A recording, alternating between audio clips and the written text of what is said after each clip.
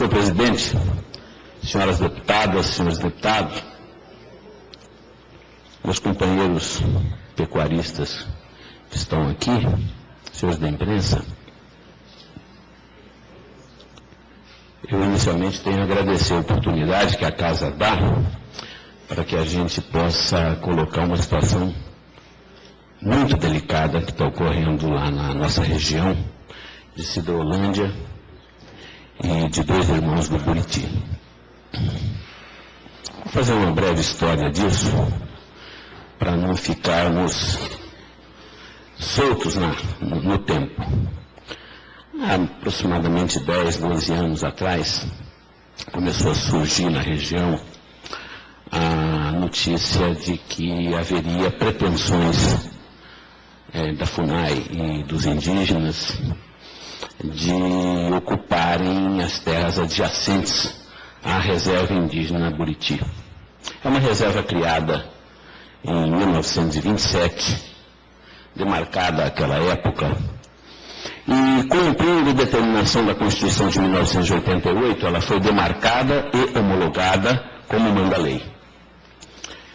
E nós nunca ouvimos falar em pretensão de ocupação de terras vizinhas. Até que, por volta de 2000, 2001, essa coisa começou a acontecer por lá. Muito bem. E isso se propagou entre as aldeias de uma maneira muito rápida. Tanto é que em 2001 invadiram 3 ou 4 propriedades. Invadiram a minha propriedade, a Fazenda Buriti,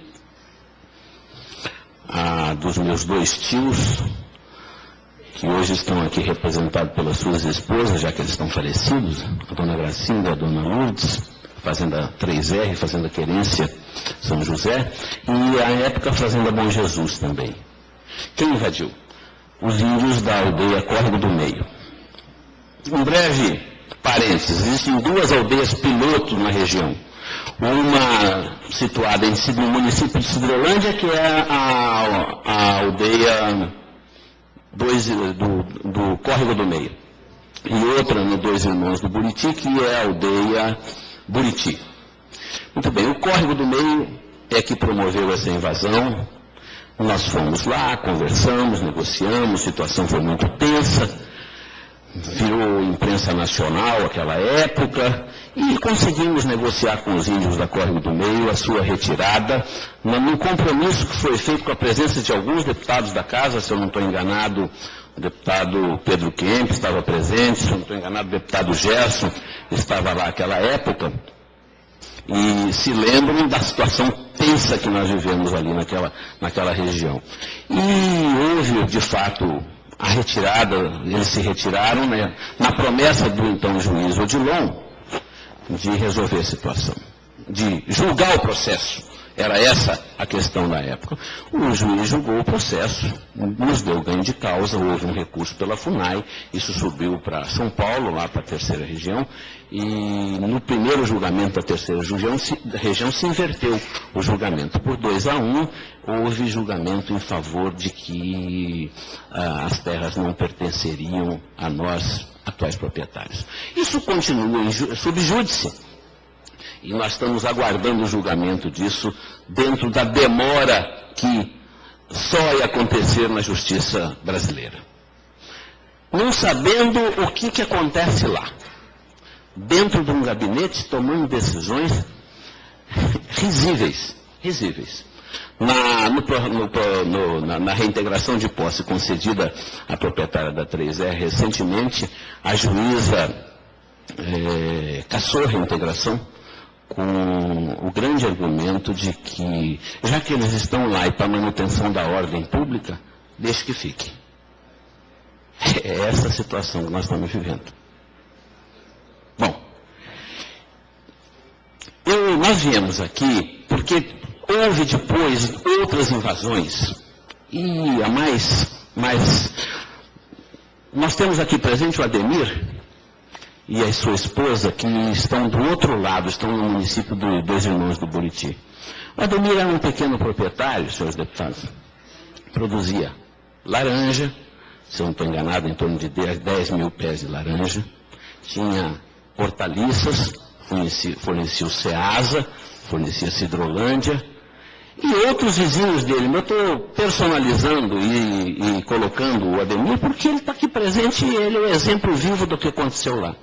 A aldeia Buriti invadiu a propriedade do Ademir, aterrorizou sua família, o depoimento da sua mulher, da Mélis, é conhecido no estado todo, já fez esse depoimento para tantos lugares, todo mundo conhece o problema.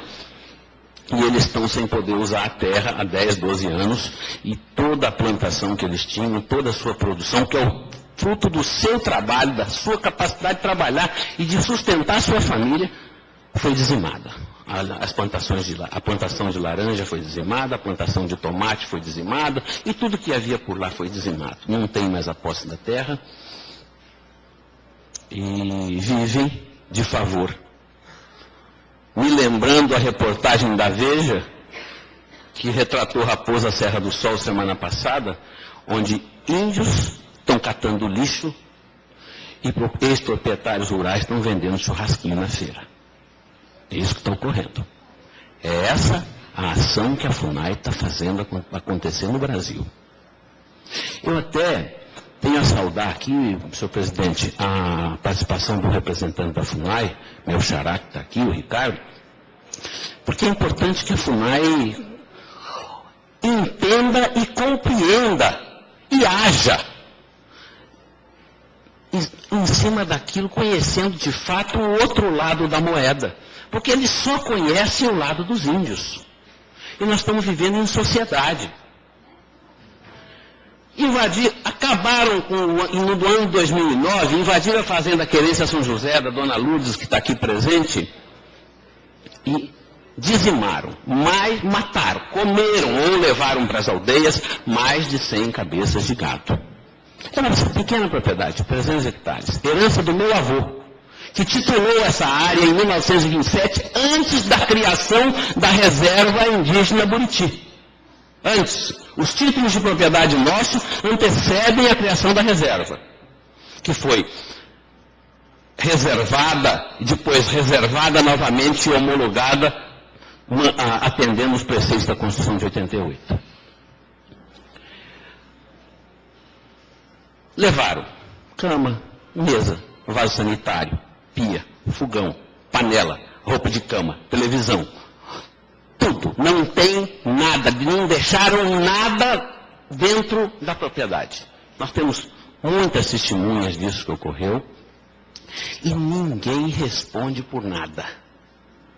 É um vazio de autoridade nesse país e nesse estado, porque não se tem a quem se dirigir.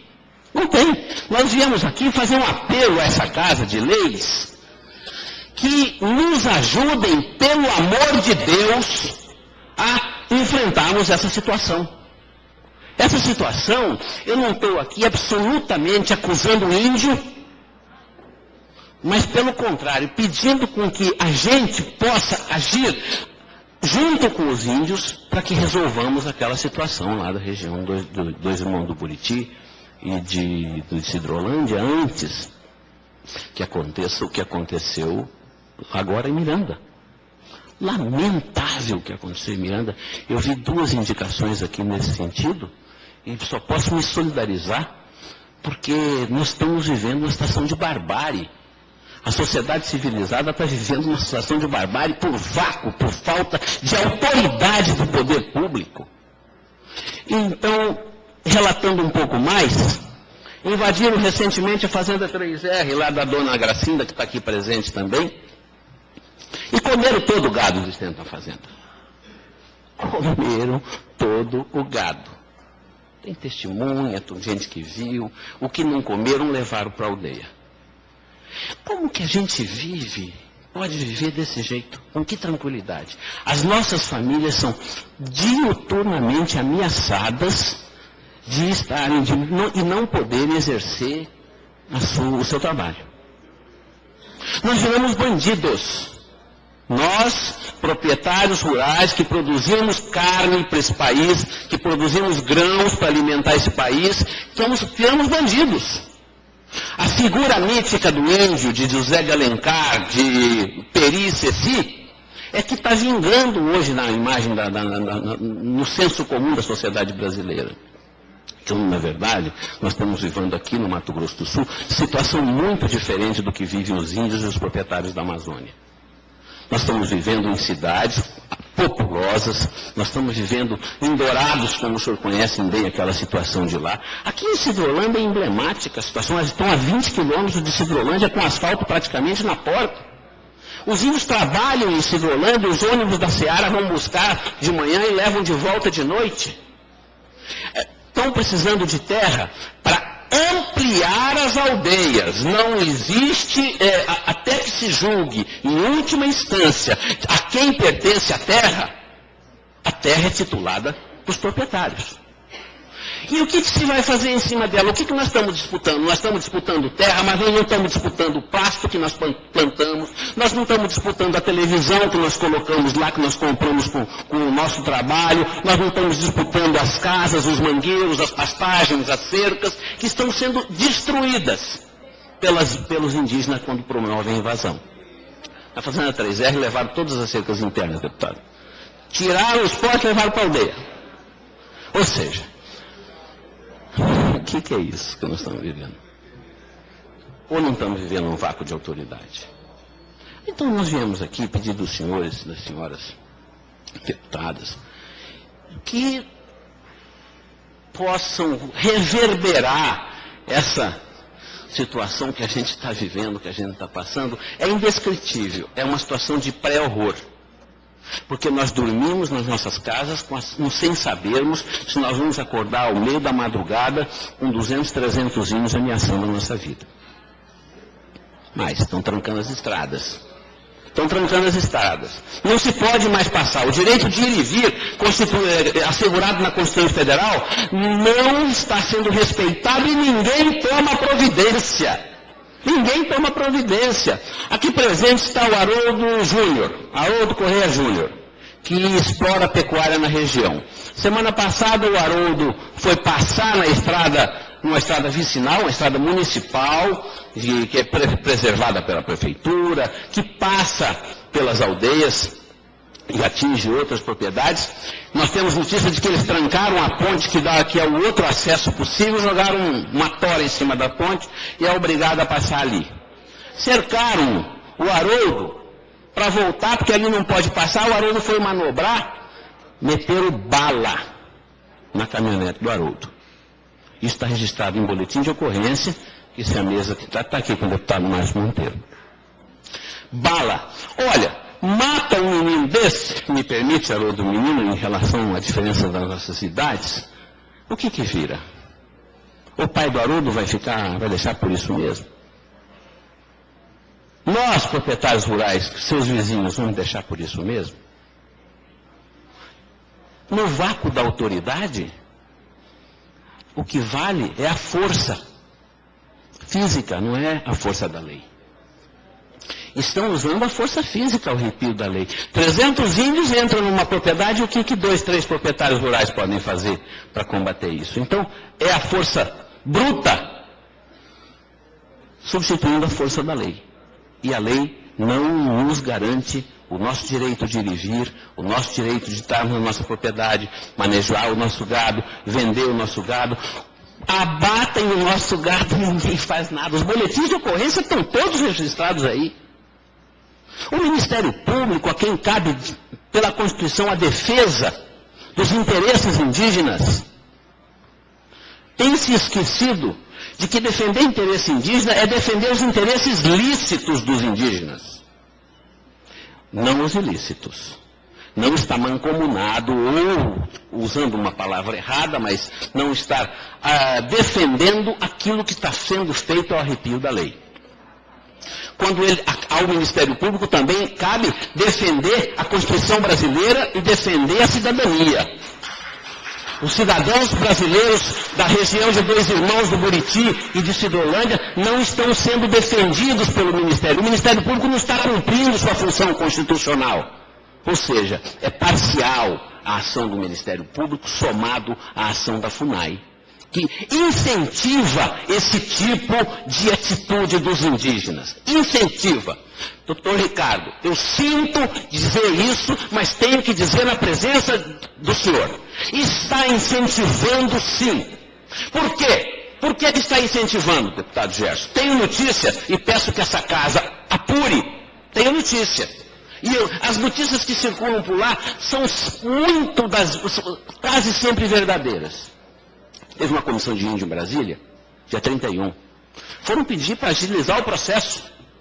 Vieram de lá, segundo ouvi, não tenho prova, gostaria que essa casa apurasse, com um documento dizendo que vão demarcar agora já as áreas invadidas.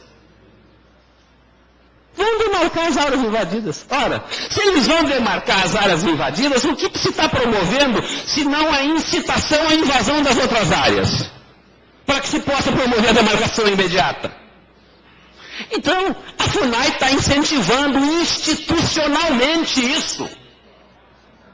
Fora o incentivo subliminar de quem vai lá, nas reuniões, orienta os índios, diz que tem que resistir realmente, mas não estão resistindo, não. Quem estão resistindo somos nós. Porque eles estão invadindo as nossas propriedades, subtraindo o nosso direito de trabalho e de existência. Essas denúncias que eu coloco aqui, não têm interesse de incriminar absolutamente ninguém. O que nós precisamos fazer é encontrar uma saída para essa situação.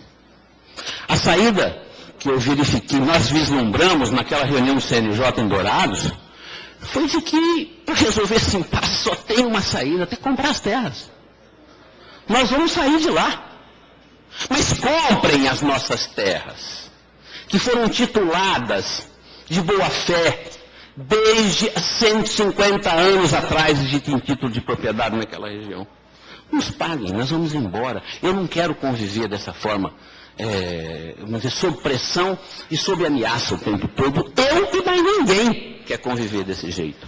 Pague o valor de mercado, para que nós possamos comprar outra e continuar a vivermos, explorando a atividade que nos dá lucro e tem que dar, mas que alimenta a população brasileira e a população mundial. Então, o que nós estamos fazendo se não estamos fazendo um crime lesa pátria, ao fecharmos os olhos, vendarmos os olhos para essa situação? Nós viemos aqui numa situação, imaginando uma ação preventiva dos poderes. Não esperarmos o que está acontecendo, o que aconteceu em Miranda, acontecer em Cidrolândia e Dois Irmãos, que pode acontecer.